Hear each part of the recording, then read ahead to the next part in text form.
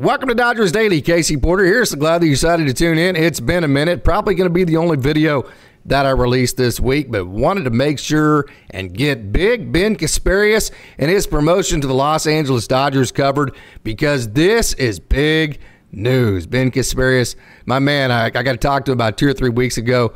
What a nice young man. Very, very talented. He has used the minor league system to really define exactly the type of pitcher that he wants to be, and Dodgers fans are going to get to see it, and I could not be more excited. So let's get to it, and let's talk Ben Casparius.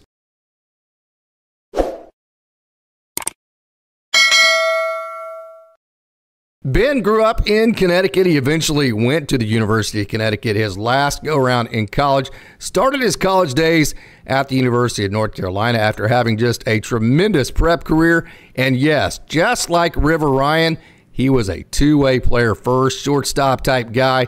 Great athlete. This is just like River Ryan. He is an athlete first, a guy that's always had stuff that's off the charts, a guy that has always had breaking balls and secondary stuff that has been as good as anybody, but he has used the entire minor league system to kind of define and refine his sequences and his mix overall to figure out exactly what he can execute versus both right-handed hitters and left-handed hitters. But again, back to the fact that he is a great athlete, just like River Ryan. Two-way player. He was a position player first. Let's hear from Ben about that. I mean, up until about I was 21, I would say I was a hitter first. I took pride in that. I loved it. I think, I got lucky with having a good arm and being able to transfer onto the mounds come my junior season or redshirt junior season. But one of those things was I think it came to me pretty quickly, the idea of hitting.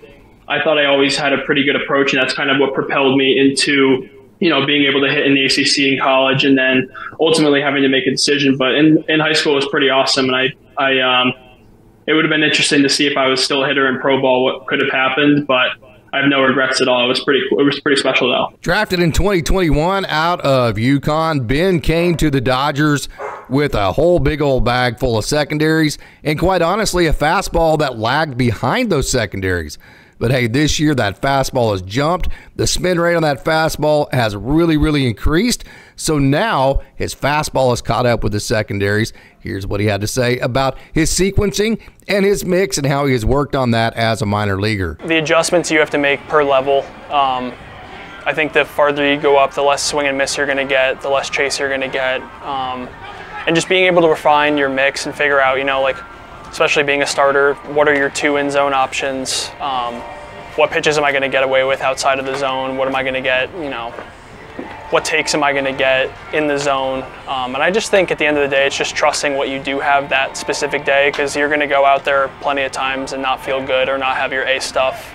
But I think just going through the scouting report and figuring out what's the best plan of attack per guy in the lineup, especially second, third time through, what's going to give me the best chance to have success getting through the lineup 2 or 3 times.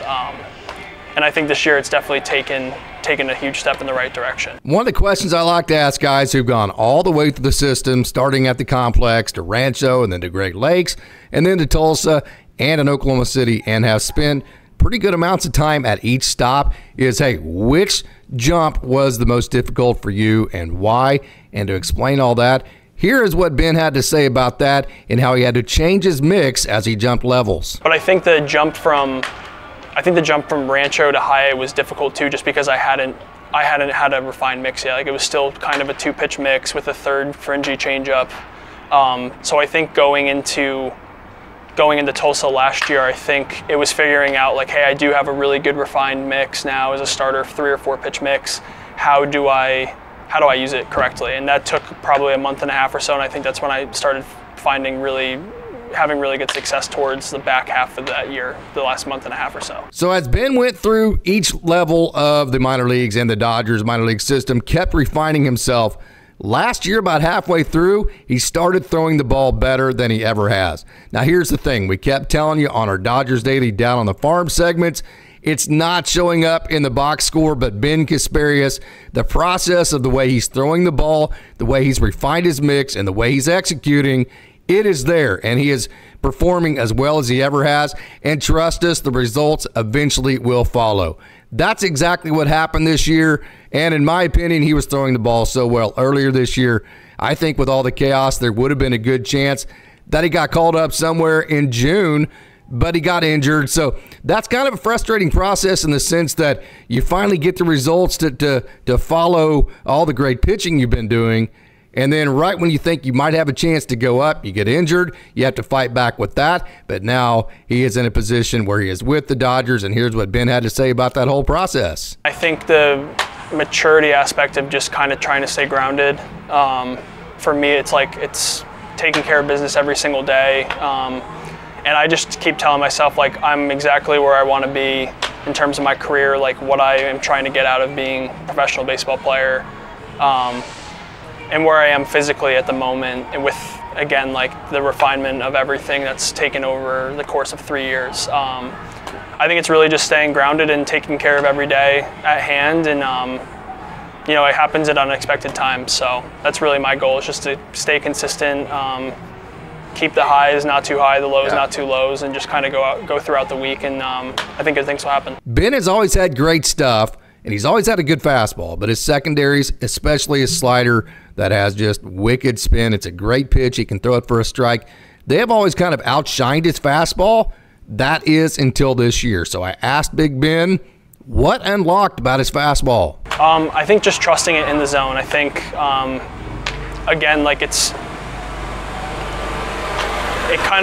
give or take with the level that you're at. I think in low A, there's not a huge body of work. Right. So a lot of the damage that's done is random.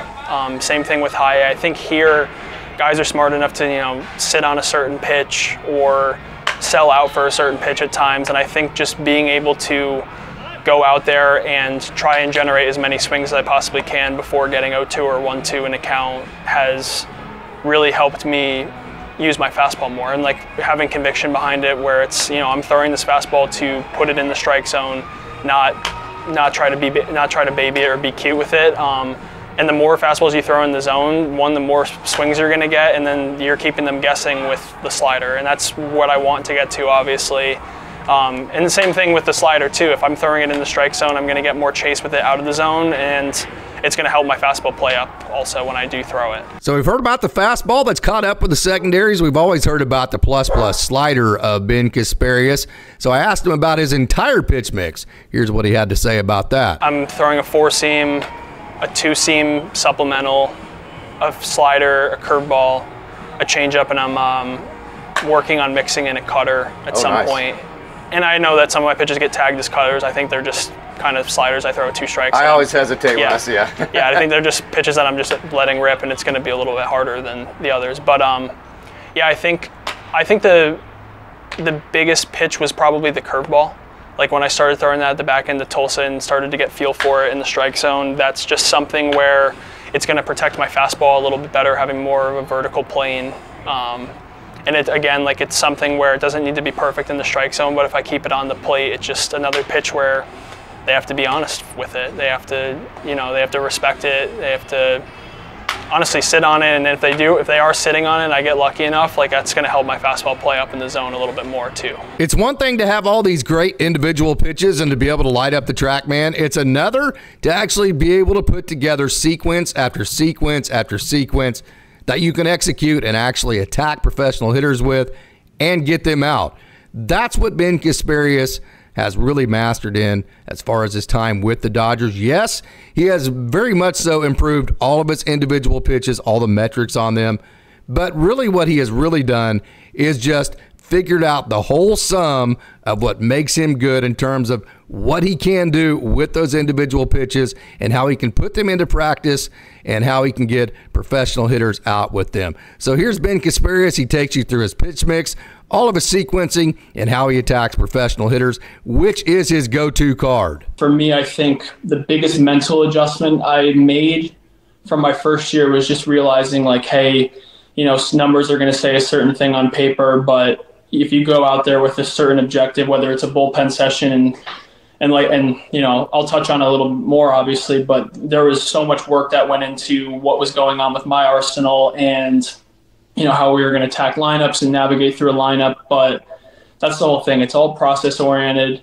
It's, hey, how can I use this pitch a little bit better? So there were certain games where it was, hey, I'm going to be really precise with my fastball, or I'm going to, fastball needs to be in zone above 55% and stuff like that. So I kind of started realizing that, there's going to be days where things are great. And then it's like, okay, this wasn't great, so let's get this here and here. And just, it's a building block of what really makes guys big league pitchers. We were really taking a look at a deep dive, like, hey, you know what, like, velo, it is how it is. It helps your stuff play. The harder you throw, the harder it is for guys to make adjustments. And that's obviously going to make my off-speed stuff, which is my bread and butter, better. So that was a big step up for me. It's just a learning game. It's figuring out when to do what, and, taking a deep dive into the hitters and seeing, how I can use my stuff to the best of my ability, and to obviously, disrupt what the guys are trying to do at the plate. So now that you know Ben Casparius, now that you know exactly what he's going to bring to the table, his mindset, how he's going to approach hitters, his stuff, everything you're going to see from him, you might be asking the question, okay, well, why bring him up at this point? Why add him to the 40-man roster? Why not just bring up Landon Knack or something like that, or just keep playing that type of game back and forth with your pitchers like that? Why add a new guy to the 40-man roster? Well, here's the situation with Ben. He was drafted in 2021, which means in the offseason, he is going to be eligible for the Rule 5 draft. He was going to be eligible for the Rule 5 draft, so the Dodgers were going to have to add Ben Casparius to the 40-man roster in the offseason, or they were going to lose him, and losing Ben Casparius with the strides that he's made is just absolutely not an option. So they were going to have to add him to the 40-man in the offseason anyways. You're in a pinch. You need pitchers. He's a guy that's throwing well. You might as well see what you have with Ben right now at this point. Why not just go ahead and put him on the 40-man roster now instead of the offseason? You're going to have to do it anyways. Now, if he wasn't going to be Rule 5 eligible in the offseason, that would have been a tougher decision. But I think that made it a no-brainer, combined with the fact that he finished last year with that curveball, with the fastball, averaging about 95 miles an hour, on fire. He started this year throwing very, very well. He came back off the injury well, and point blank, Ben Casparius is ready. So I think when you throw all of those factors into the fire, you throw them into the oven, I think it all bakes that Ben Casparius can come up and help. Plus, another factor to him is he's great at that piggyback role. He can start. He can come in relief. I know Doc has said he's going to come in multi-inning reliever. He can be a guy that can come in on a piggyback and knock down 4 or 5 innings in the middle of a game, and he's going to bring good stuff. So there's a lot of reasons why you bring up Ben Casparius. I think number one is he is ready, and then also some other factors are that he's Rule 5 eligible, and you're going to have to put him on the 40-man anyway. So, hey, I hope you enjoyed our feature today on Ben Casparius. One more big thank you, or congratulations, I should say, to him. And so, hey, Ben, you have finally made it. And congratulations to UConn. I know he's very proud of the Huskies there and Coach Penders, who made a super regional this year. So until next time, I hope you enjoyed our feature on Ben Casparius. Thank you for tuning in. It's a great day to be a Dodger.